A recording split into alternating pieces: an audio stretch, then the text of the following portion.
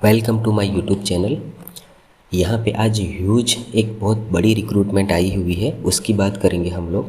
तो ये बेसिकली जो है वो IBPS के अंदर जो है वो रिक्रूटमेंट आई हुई है। तो पूरा डिटेल में इस वीडियो के अंदर हम लोग इसके बारे में डिस्कस करेंगे।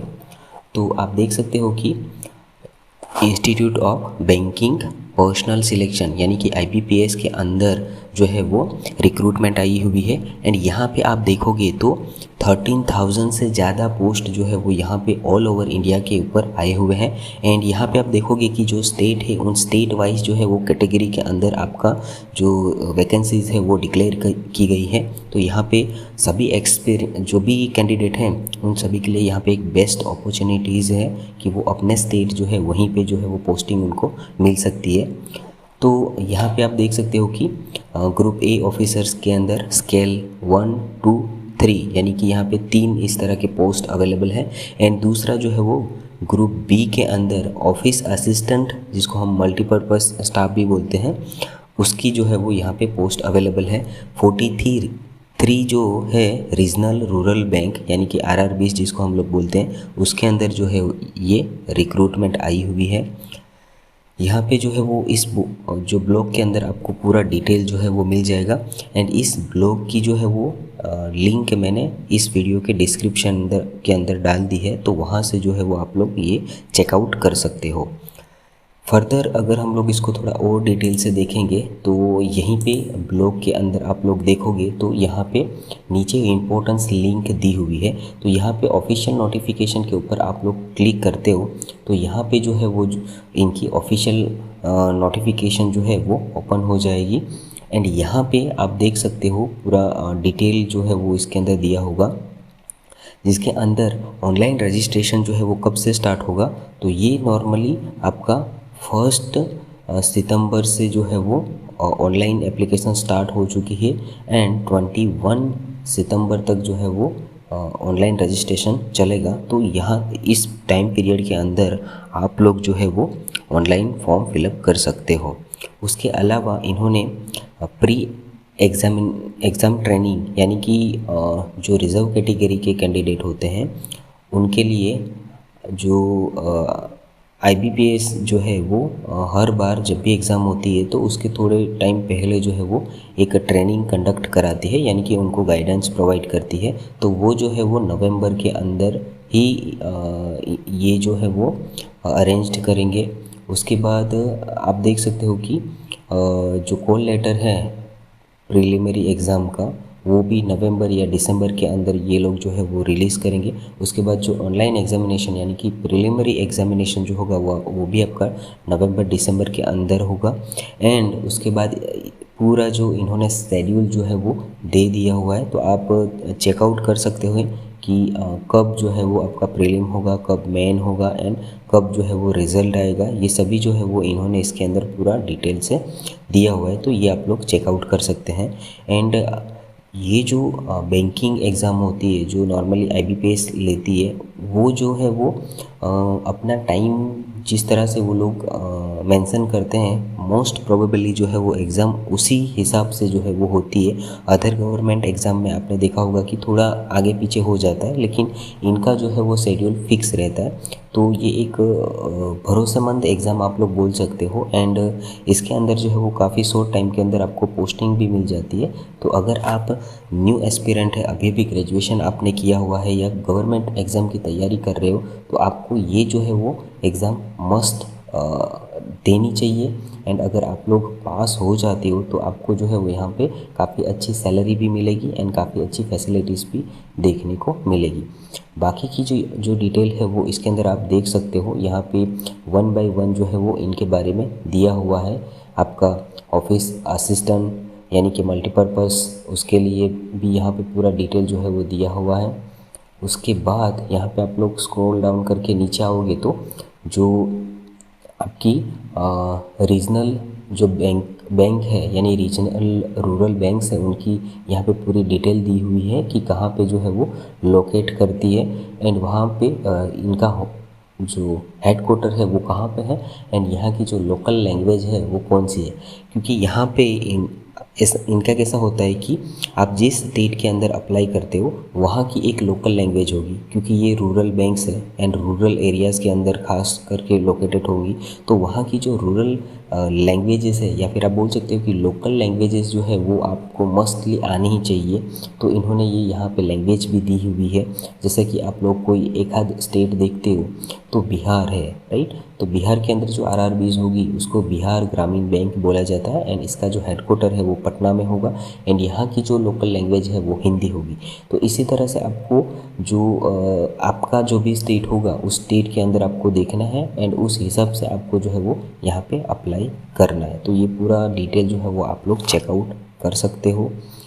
उसके अलावा यहाँ पे इन्होंने जो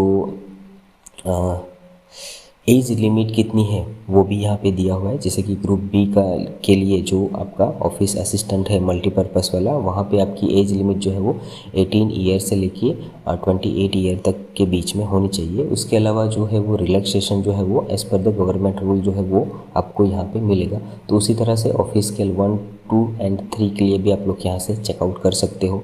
उसके अलावा यहीं पे नीचे आपको देखने को मिलेगा कि आपका अगर रिजर्व कैटेगरी है तो कितना जो है वो आपको रिलैक्सेशन मिलता है। तो सपोज़ मान लो कि आप लोग SC ST के अंदर आते हो तो यहाँ पे आपका जो है वो यहाँ पे ऑफिस असिस्टेंट के अंदर देखोगे तो 18 ईयर से लेके 28 है। तो अगर आप SC ST हैं तो वहाँ पे 28 से आपका बढ़ के कितना होगा 32 ईयर तक अगर आपका है तो फिर यहाँ पे आप लोग एलिजिबल है। तो इस तरह से इन सब के अंदर जो है वो आप लोग जिस भी पोस्ट में अप्लाई करना चाहते हो उसका जो है वो कंपेयर कर सकते हो। उसके बाद आप यहाँ पे नीचे आओगे तो और भी यहाँ पे आपको डिटेल जो है वो मिलेगी। यहाँ पे आपको खास करके जो डिटेल देखनी है वो आपके क्वालिफ़िकेशन की रहेगी कि किस पोस्ट के अंदर कौन सी क्वालिफ़िकेशन चाहिए होगी। तो ये यहाँ पे आप लोग देख सकते हो। जैसे कि ऑफिस असिस्टेंट के अंदर आपके पास bachelor degree in any discipline from recognize universities, यानी कि ऑफिस असिस्टेंट में अप्लाई करना चाहते हो तो वहाँ पे सिर्फ आपके पास जो है वो बैचलर डिग्री होनी चाहिए। एंड मैंने जैसा आगे कहा कि लैंग्वेज जो लोकल लैंग्वेज होगी जिस आरआरबी में आप लोग अप्लाई कर रहे हो वहाँ की लोकल लैंग्वेज आनी चाहिए।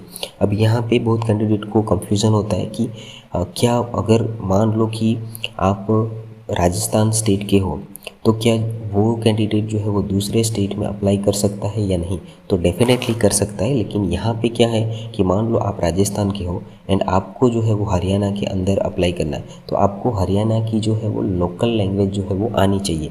इस तरह से आप लोग राजस्थान के हो तो गुजरात में भी अप्लाई कर सकते हो, लेकिन आपको गुजरात की जो लोकल लैंग्वेज गुजराती है वो आनी चाहिए। तो इस तरह से आप कोई भी आरआरबी के अंदर जो है वो अप्लाई कर सकते हो कि बस वो एक यहाँ पे आपको कंडीशन फुलफिल करनी है वो जो है वो लैंग्वेज की, राइट। उसके बाद यहीं पे डिज़ायरेबल दिया है कि कंप्यूटर का जो है वो नॉलेज होना चाहिए। उसी तरह से आप तीनों का देख सकते हो। ऑफिस स्केल 1 जिसको असिस्टेंट मैनेजर भी बोला जाता है, यहाँ पे भी नॉर्मली बैचलर डिग्री जो है वही किसी भी डिसिप्लिन के अंदर चाहिए होगी, लेकिन यहाँ पे बाद में इन्होंने कुछ और कंडीशन जो है वो डाल दी है। जैसे कि preference will be given to the candidate having degree in agriculture, horticulture, forestry, animal husbandry, veterinary science, ऐसे कुछ जो सब्जेक्ट हैं उनको जो है वो यहाँ पे प्रेफरेंस दिया जाएगा। उसके बाद यहाँ पे आप देखोगे तो ऑफिस स्केल 2 यानी कि जनरल बैंकिंग ऑफिसर, इसको मैनेजर भी बोला जाता है, तो उसकी भी क्वालिफ़िकेशन जो है वो यहाँ पे दी हुई है। इसी तरह से ऑफिस स्केल 2 के अंदर जो स्पेशलिस्ट ऑफिसर रहेगा मैनेजर, उसकी भी यहाँ पे क्वालिफ़िकेशन दी है। तो आप जो है वो ये पूरा क्वालिफ़िकेशन देखें एंड अगर आप इसके अंदर एलिजिबल हैं तो आपको यहाँ पे डेफिनेटली अप्लाई करना चाहिए। उसी तरह से यहाँ पे ऑफिस स्केल 3 भी दिया हुआ है जिसको सीनियर मैनेजर बोलते हैं, तो वो भी आप यहाँ पे देख सकते हो। यहाँ पे दिक्कत ये करेगी कि यहाँ पे आप देखोगे तो ऑफिस स्केल 2 से जो है वो कुछ यहाँ पे आपका एक्सपीरियंस भी मांगा जा रहा है। तो अगर एक्सपीरियंस आपका होगा तो वो भी आपको देखना है। फॉर एग्जांपल यहाँ पे ऑफिस स्केल 2 के अंदर देखें तो 2 years as a officer in the bank और द फाइनेंशियल इंस्टीट्यूट, तो ये भी आपको जो है वो कंडीशन फुलफिल करनी होगी, राइट। तो अगर इसके अंदर आप लोग एलिजिबल हो तो फिर आप लोग अप्लाई कर सकते हो।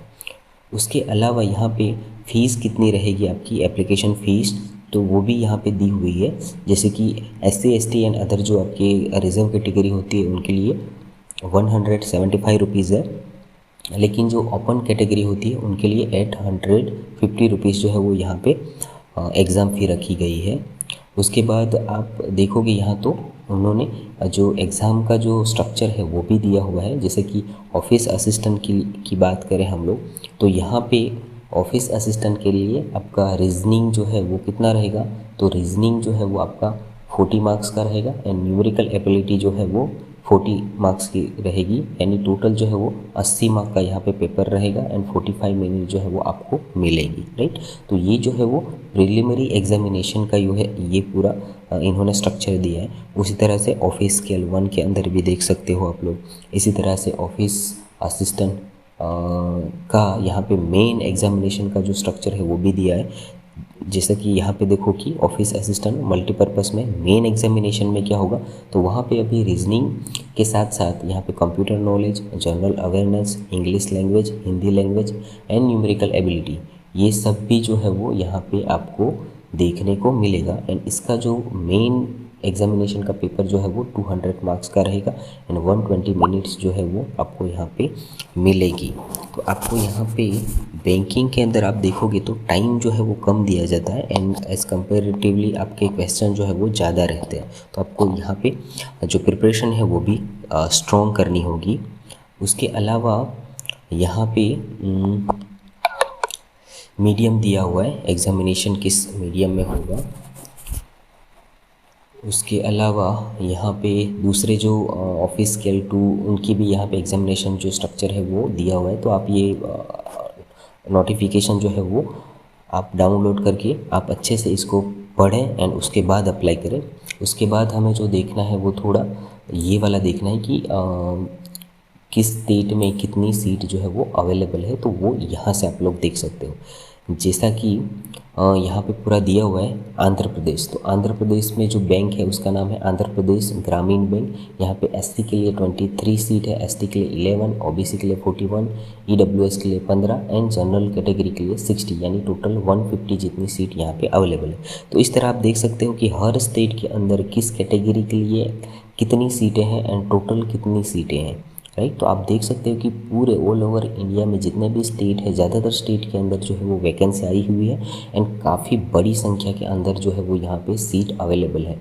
जैसा कि आप देख रहे हो कि यहाँ पे उत्तर प्रदेश के अंदर तो आपको 1000 जितनी जो है वो वैकेंट सीट देखने को मिल रही है, राइट। तो आपको ये बेस्ट अपॉर्चुनिटीज़ मिल रही है, तो इसको आपको मिस आउट नहीं करना चाहिए। फॉर्म जो है वो फिलअप करके तैयारी जो है वो स्टार्ट कर देनी चाहिए। ये रहा, ये जो है वो तो सिर्फ ऑफिस असिस्टेंट मल्टीपर्पज़ उसी का है। उसी तरह से यहाँ पे ऑफिस स्केल 1 का भी दिया है। इनके अंदर इतनी ज़्यादा सीट नहीं है, बट फिर भी आप लोग जो है वो अगर क्वालिफ़िकेशन में आपका यहाँ पे एलिजिबल हो तो आपको डेफिनेटली यहाँ पे अप्लाई करना चाहिए। इसी तरह से ये आपका ऑफिस स्केल 2 के अंदर, ऑफिस स्केल 2 IT के अंदर पूरा जो है वो डिटेल में इन्होंने यहाँ पे दिया हुआ है, तो ये भी आप लोग जो है वो चेकआउट कर सकते हो, राइट। तो मेरा तो यही कहना है कि आपको जो है वो इसके अंदर डेफिनेटली अप्लाई करना चाहिए एंड प्रिपरेशन जो है वो स्टार्ट कर ही देनी चाहिए, क्योंकि बैंकिंग के अंदर जो मैथ्स है वो थोड़ा टफ आता है, राइट। एंड यहाँ पे बाय द वे इन्होंने सेंटर भी दिए हुए हैं कि अगर आप किस स्टेट के अंदर सेंटर सिलेक्ट करते हो तो कौन कौन से वहाँ पे जो है वो सेंटर अवेलेबल रहेंगे।